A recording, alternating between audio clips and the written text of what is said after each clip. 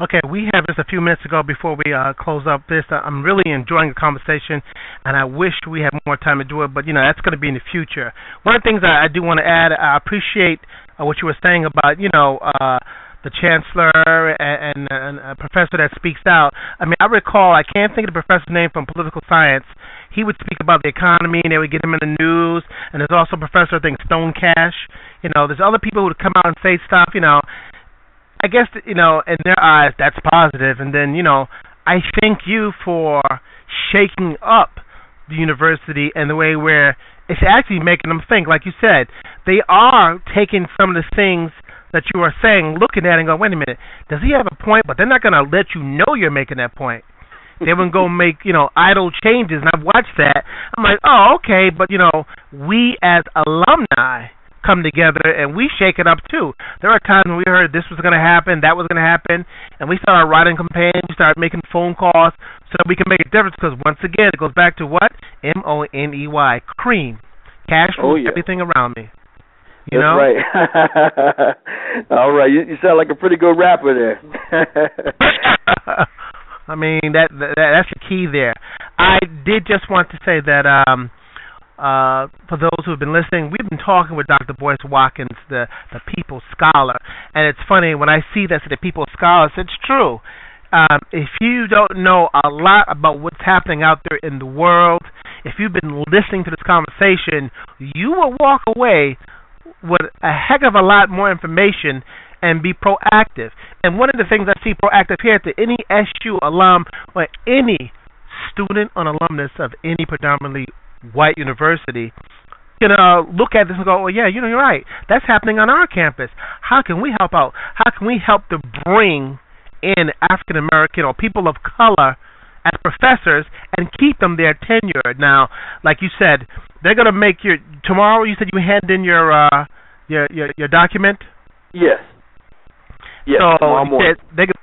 Tomorrow morning, and they're going to look at it, and they have up until the last day of classes, the end of the school year, which will be May 2009. Yep. And people can write letters up until that time if they choose to do so. Okay. So, and what's another way they can contact or send their letters?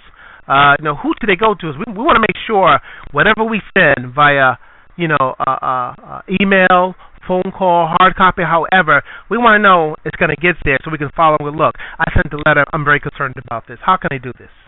Well, if you go to boycewatkins.net, my website, there's a link right there that where you can get in there and type in your information and make your comment, and it can be as short as you want or as long as you want.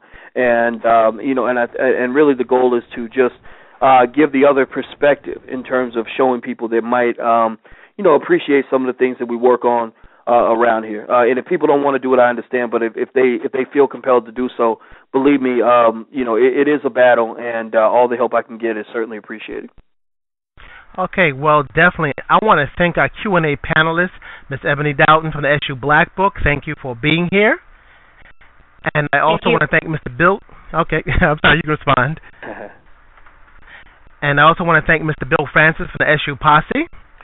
Boyce, I've enjoyed the dialogue, and as we've spoken about, I look forward to talking with you more in depth soon. Absolutely. Thank you. And folks, just want to let you know, hopefully with this, we will continue on and maybe have future events like this with more people participating because everyone has a voice. Dr. Boyce Watkins has a voice, and when he speaks, you should listen. There's a lot to learn.